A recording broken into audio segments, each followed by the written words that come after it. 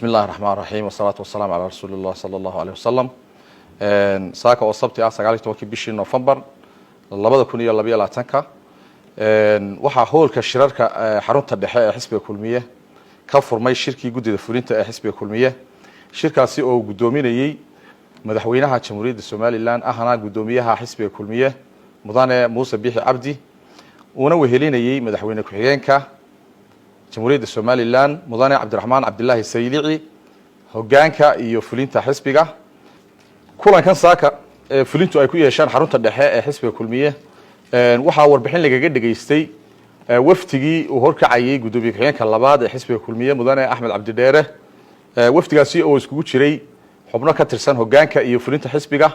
warbixintii ay gobolada iyo degmooyinka dalka ka soo diyaariyeen ayaa halkan runtii lagu wadaagay waxaa sidoo kale ka soo baxay qodobada ay ka mid yihiin koow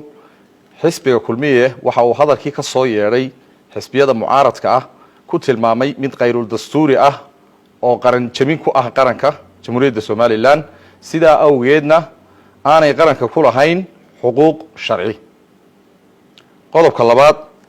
xisbiga kulmiye waxa uu ku amaanay madaxweynaha Jamhuuriyadda Soomaaliland mudane Muuse Biixi Cabdi ahna gudoomiyaha xisbiga kulmiye ilaalinta iyo dhowrista dastuurka iyo xeerarka ka dhambalma waxaana madaxweynaha ahna gudoomiyaha xisbiga ay u soo jeediyeen in uu dulqaad muujiyo sidii uu awalba ku sifaysnaa hase yeeshee in aan dulqaadkiisa aanu noqonin mid dhibaato u geysanaya shuruucda dalka.